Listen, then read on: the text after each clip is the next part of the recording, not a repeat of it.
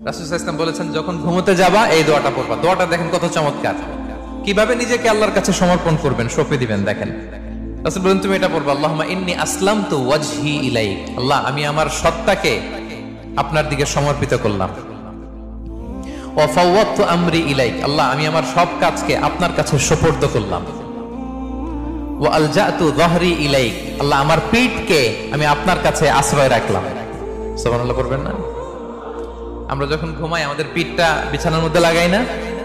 আল্লাহ, আমার সত্তাকে আপনার কাছে আমি সমর্পিত করলাম। আল্লাহ, আমার সব কাজকে আপনার কাছে আমি সঁপে দিলাম।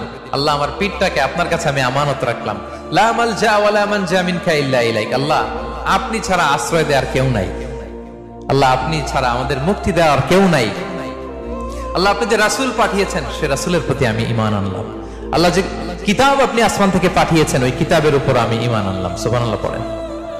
বিষ্ণু ইসলাম বলেন, যখন কেউ এই দোয়াটা পড়বে রাত্রিবেলা, ফাইন মিত্তা, ওই মিন লাইলাতিকা, ওই রাতে যদি তুমি মারা যাও, মিত্তা আলাল ফিতরা, তুমি ফিতরাতের উপর মৃত্যুবরণ করবে।